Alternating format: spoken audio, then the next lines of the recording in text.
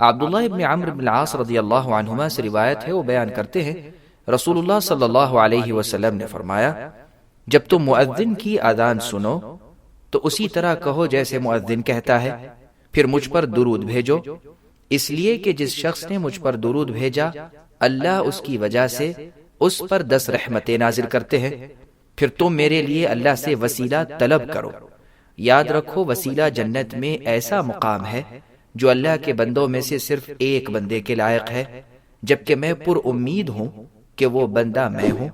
پس جس شخص نے میرے لیے وسیلہ طلب کیا اس کے لیے میری شفاعت حلال ہو گئی۔ اس حدیث کو مسلم میں روایت کیا ہے۔ عمر رضی اللہ عنہ سے روایت ہے، وہ بیان کرتے ہیں رسول اللہ صلی اللہ علیہ وسلم نے فرمایا، جب مؤذن اللہ اکبر کے کلمات کہے تو تم سب اللہ اکبر کہو، پھر وہ اشہد ان لا الہ الا اللہ کہے تو تم سب اشہد ان لا الہ الا اللہ کہو، پھر وہ اشہد ان محمد رسول اللہ کے کلمات کہے تو تم سب اشہد ان محمد رسول اللہ کہو، پھر وہ حی علی الصلاۃ کے کلمات کہے تو تم سب لا حول ولا قوت الا باللہ کہو، پھر وہ حی علی الفلاح کے کلمات کہے تو تم سب لا حول ولا قوت الا باللہ کہو، پھر وہ اللہ اکبر کہے تو تم سب اللہ اکبر کہو، پھر وہ لا الہ الا اللہ کہے تو تم سب لا الہ الا اللہ کہو۔ جس نے ان کلمات کا جواب دیا وہ جنت میں داخل ہوا۔ اس حدیث کو مسلم میں روایت کیا ہے۔ جابر رضی اللہ عنہما سے روایت ہے، وہ بیان کرتے ہیں رسول اللہ صلی اللہ علیہ وسلم نے فرمایا، جس شخص نے اذان سن کر دل سے یہ دعا کی، اللہم رب هذه الدعوة التامة، اے اللہ اس دعوت توحید کے رب جو کامل مکمل ہے، والصلاة القائمة اور قائم کی جانے والی نماز کے رب، آتی محمدا الوسیلة والفضیلة، آپ محمد صلی اللہ علیہ وسلم کو وسیلہ اور فضیلت عطا فرمائیں، وبعثه مقاما محمودا الذي وعدته، اور ان کو مقام محمود میں کھڑا کیجئے جس کا آپ نے ان سے وعدہ کر رکھا ہے، تو قیامت کے دن اس کے لیے میری شفاعت حلال ہوگی۔ اس حدیث کو بخاری نے روایت کیا ہے۔ وضاحت: اذان کے بعد دعا میں الدرجۃ الرفیعۃ کے کلمات اگرچہ عوام الناس میں مشہور ہیں لیکن صحیح روایات میں ان کا ذکر نہیں ہے، واللہ اعلم۔ انس رضی اللہ عنہ سے روایت ہے، وہ بیان کرتے ہیں کہ نبی صلی اللہ علیہ وسلم طلوع فجر کے وقت حملے کا حکم دیتے، یعنی دشمن پر۔ آپ اذان سننے کی جانب کان لگاتے، اگر اذان کے کلمات سنتے تو حملہ کرنے سے رک جاتے، ورنہ حملے کا حکم دیتے۔ چنانچہ آپ نے ایک شخص سے سنا، انہوں نے کہا اللہ اکبر اللہ اکبر۔ رسول اللہ صلی اللہ علیہ وسلم نے فرمایا تم فطرت پر ہو۔ پھر انہوں نے کہا اشہد ان لا الہ الا اللہ۔ رسول اللہ صلی اللہ علیہ وسلم نے فرمایا تم دوزخ سے بری ہو۔ صحابہ کرام رضی اللہ عنہم نے اس شخص کی جانب نظریں اٹھائیں تو وہ مؤذن بکریوں کا چرواہا تھا۔ اس حدیث کو مسلم میں روایت کیا ہے۔ سعد بن ابی وقاص رضی اللہ عنہ سے روایت ہے، وہ بیان کرتے ہیں رسول اللہ صلی اللہ علیہ وسلم نے فرمایا جس شخص نے مؤذن کی اذان سن کر یہ کلمات کہے اشہد ان لا الہ الا اللہ وحدہ لا شریک لہ، جس کا ترجمہ ہے میں گواہی دیتا ہوں کہ اللہ کے سوا کوئی معبود برحق نہیں، وہ اکیلے ہیں، ان کا کوئی شریک نہیں، وَأَنَّ مُحَمَّدًا عَبْدُهُ وَرَسُولُهُ، اور محمد صلی اللہ علیہ وسلم اللہ کے بندے اور اللہ کے رسول ہیں۔ رضیت باللہ ربا، میں اللہ کی ربوبیت، وبمحمد رسولا، اور محمد صلی اللہ علیہ وسلم کے رسول ہونے، وبالاسلام دینا، اور اسلام کو دین اختیار کرنے پر راضی ہوں تو اس کے گناہ معاف کر دیے جاتے ہیں۔ اس حدیث کو مسلم میں روایت کیا ہے۔ عبداللہ ابن مغفل رضی اللہ عنہ سے روایت ہے، وہ بیان کرتے ہیں رسول اللہ صلی اللہ علیہ وسلم نے فرمایا ہر اذان اور تکبیر یعنی اقامت کے درمیان نماز ہے، ہر اذان اور تکبیر یعنی اقامت کے درمیان نماز ہے۔ بعد از تیسری مرتبہ فرمایا جو چاہے۔ اس حدیث کو بخاری نے روایت کیا ہے۔ وضاحت: معلوم ہوا کہ نماز مغرب کی اذان اور تکبیر یعنی اقامت کے درمیان بھی 2 رکعت سنت ادا کی جا سکتی ہیں۔ یہی وجہ ہے کہ صحابہ کرام رضی اللہ عنہم مغرب کی اذان اور تکبیر کے درمیان یعنی اقامت اور اذان کے درمیان 2 رکعت سنت ادا کرتے تھے۔ منع پر کوئی دلیل نہیں ہے، واللہ اعلم۔ ابو ہریرہ رضی اللہ عنہ سے روایت ہے، وہ بیان کرتے ہیں رسول اللہ صلی اللہ علیہ وسلم نے فرمایا، امام مقتدیوں کی نماز کا ذمہ دار ہے اور اذان کہنے والا اوقات نماز کا امین ہے۔ اے اللہ، اماموں کی رہنمائی فرمائیے اور اذان کہنے والوں کو معاف فرمائیے۔ اس حدیث کو احمد، ابو داؤد، ترمذی اور شافعی نے روایت کیا ہے۔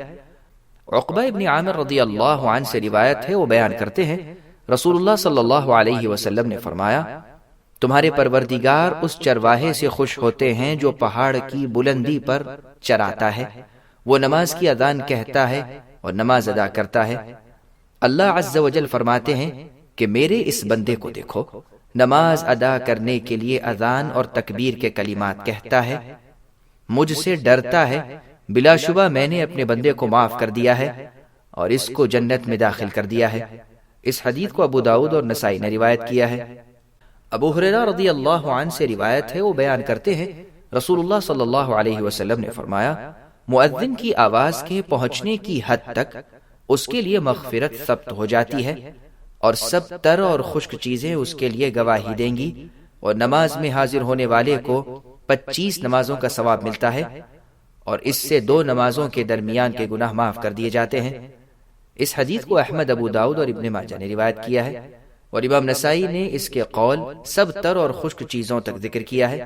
نیز امام نسائی نے ذکر کیا ہے کہ مؤذن کو ان لوگوں کے ثواب کے برابر ثواب حاصل ہوگا جنہوں نے نماز ادا کی۔ عثمان ابن ابی العاص رضی اللہ عنہ سے روایت ہے، وہ بیان کرتے ہیں، میں نے عرض کیا، اے اللہ کے رسول صلی اللہ علیہ وسلم، مجھے اپنی قوم کا امام متعین فرمائیں۔ آپ نے فرمایا، تم ان کے امام ہو اور ان میں زیادہ کمزور انسان کا خیال رکھنا اور ایسا مؤذن مقرر کرنا جو اپنی اذان پر اجرت وصول نہ کرے۔ اس حدیث کو احمد، ابو داؤد اور نسائی نے روایت کیا ہے۔ وضاحت، معلوم ہوتا ہے کہ نماز کی امامت کا عہدہ طلب کرنے میں کچھ حرج نہیں۔ قرآن پاک میں ہے وَجَعَلْنَا لِلْمُتَّقِينَ إِمَامًا، ترجمہ، ہمیں پرہیزگاروں کا امام بنائیے۔ البتہ حکومت کا عہدہ طلب کرنا جائز نہیں، واللہ اعلم۔ انس رضی اللہ عنہ سے روایت ہے، وہ بیان کرتے ہیں رسول اللہ صلی اللہ علیہ وسلم نے فرمایا، اذان اور تکبیر یعنی اقامت کے درمیان کہی گئی دعا رد نہیں ہوتی۔ اس حدیث کو ابو داؤد اور ترمذی نے روایت کیا ہے۔ سہل ابن سعد رضی اللہ عنہ سے روایت ہے، وہ بیان کرتے ہیں رسول اللہ صلی اللہ علیہ وسلم نے فرمایا، 2 دعائیں رد نہیں ہوتی یا بہت کم رد ہوتی ہیں، اذان کے وقت کی دعا اور لڑائی کے وقت کی دعا کہ جب بعض لوگ بعض کو قتل کر رہے ہوں۔ اس حدیث کو ابو داؤد اور دارمی نے روایت کیا ہے۔ عبداللہ ابن عمرو رضی اللہ عنہما سے روایت ہے، وہ بیان کرتے ہیں، ایک شخص نے دریافت کیا، اللہ کے رسول، بلا شبہ اذان کہنے والوں کو ہم پر فضیلت حاصل ہے۔ رسول اللہ صلی اللہ علیہ وسلم نے فرمایا، تم بھی وہی کلمات کہو جو کلمات انہوں نے کہے ہیں۔ جب تم اذان کے کلمات کہنے سے فارغ ہو جاؤ تو اللہ سے سوال کرو، تمہارا سوال پورا کیا جائے گا۔ اس حدیث کو ابو داؤد نے روایت کیا ہے۔ جابر رضی اللہ عنہ سے روایت ہے، وہ بیان کرتے ہیں، میں نے نبی صلی اللہ علیہ وسلم سے سنا، آپ فرما رہے تھے کہ شیطان جب نماز کی اذان سنتا ہے تو وہ روحہ مقام میں پہنچ جاتا ہے۔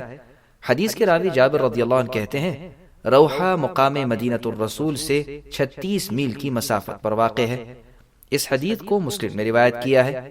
ابو ہریرہ رضی اللہ عنہ سے روایت ہے، وہ بیان کرتے ہیں کہ ہم رسول اللہ صلی اللہ علیہ وسلم کی معیت میں تھے، بلال اذان دینے کے لیے کھڑے ہوئے، جب وہ خاموش ہوئے تو رسول اللہ صلی اللہ علیہ وسلم نے فرمایا، جس شخص نے یہ کلمات خلوص کے ساتھ کہے وہ جنت میں داخل ہوگا۔ اس حدیث کو نسائی نے روایت کیا ہے۔ ام المؤمنین عائشہ رضی اللہ عنہا سے روایت ہے، وہ بیان کرتی ہیں کہ نبی صلی اللہ علیہ وسلم جب اذان کہنے والے سے شہادتین کے کلمات سنتے، یعنی اشہد ان لا الہ الا اللہ اور اشہد ان محمد رسول اللہ، تو آپ فرماتے، میں بھی گواہی دیتا ہوں۔ اس حدیث کو ابو داؤد نے روایت کیا ہے۔ ابن عمر رضی اللہ عنہما سے روایت ہے، وہ بیان کرتے ہیں کہ ہمیں مغرب کی اذان کے وقت دعا کرنے کا حکم دیا گیا ہے۔ اس حدیث کو بیہقی نے الدعوۃ الکبیر میں روایت کیا ہے۔ سبسکرائب کیجئے ہمارے چینل اور دبائیے بیل کا آئیکن تاکہ آپ کو ریگولر نوٹیفیکیشن اپڈیٹس مل سکے۔ واتقین اللہ